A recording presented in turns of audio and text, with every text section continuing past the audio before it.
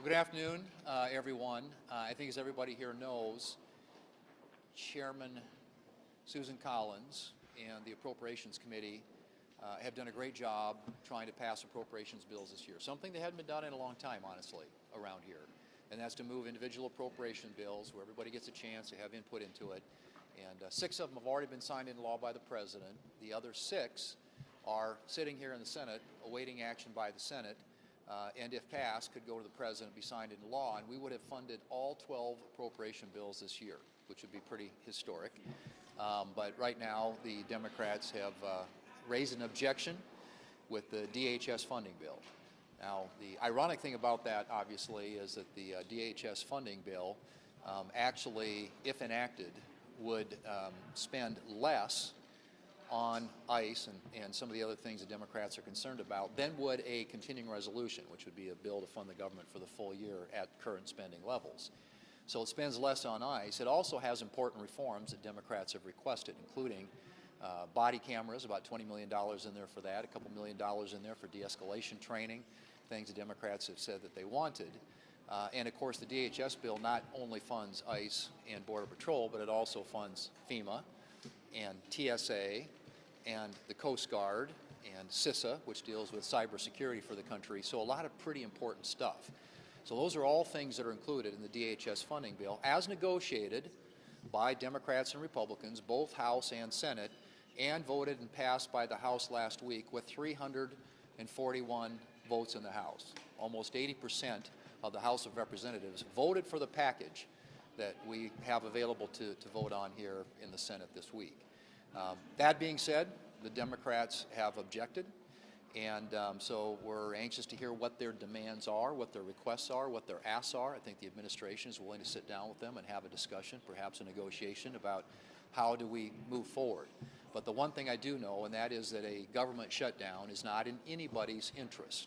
And whether it's a partial one or a 6-bill one or a 1-bill one, but even shutting down DHS, as I said before, while it doesn't really affect ICE because that got funded last year in the One Big Beautiful Bill, it would affect funding for some really important agencies of government that the American people rely on, like FEMA, particularly at a time when we've got a lot of weather-related disasters making their way across the country.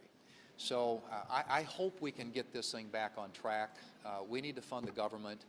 We have a bill sitting in the Senate today that does that. That if we pick it up and pass it, can be put on the President's desk, and all 12 appropriation bills will have been done this year. So that's the question before the House, and I assume that you will hear when the Democrats come out here momentarily what their requests are, what their asks are, because we've been trying to get that now for several days. What is it that you want?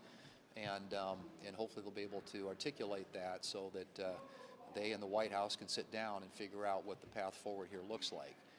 But I think it's really important, if possible, to do it here, not to have to send it back to the House of Representatives, where the future of an appropriations package, I think, would be somewhat uncertain. A government shutdown here, a partial shutdown, would be different, however, because the federal pay period almost gets you to the middle of the month based on the timing here. The FAA and air traffic controllers, they've already gotten a paycheck, and they still have some leeway. So the impacts fundamentally would be different.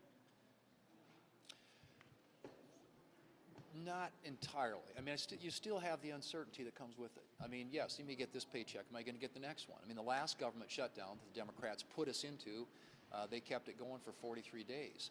And, honestly, it's not necessary. Government shutdowns don't benefit anyone. I've said this many times before. And so, in my view at least, and I think the view of all of us, we ought to pass the package on the floor, fully fund the government, and move on to other things that the American people expect us to work on. President Trump has repeatedly urged the passing of the SAVE Act, as well as many MAGA Republicans. What is the holdup in the Senate? Why hasn't that been brought to the floor for a vote? And what's your stance on requiring proof of citizenship to vote in elections? Well, I'm for that. I've co-sponsored the SAVE Act in the past. I think my understanding is that they are still modifying the bill. It includes right now a requirement that you be a citizen to register to vote, but it doesn't include a requirement that to vote you be a resident. So in other words, if you're going to have what we call voter ID or photo ID when somebody goes into the ballot box to vote, that's not currently covered in the bill. So that's being fixed.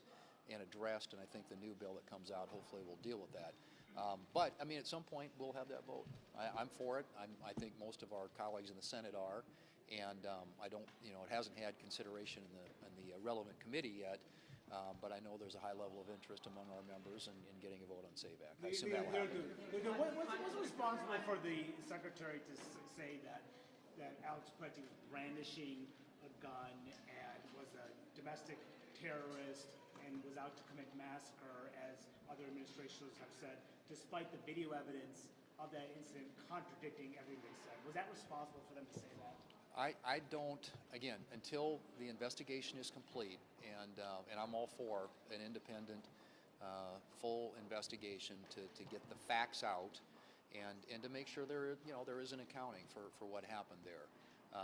So there have been a lot of statements that have been made, I think many in advance of actually having the facts in front of us. So I'm going to refrain from saying anything about that until we actually have an investigation that's been completed.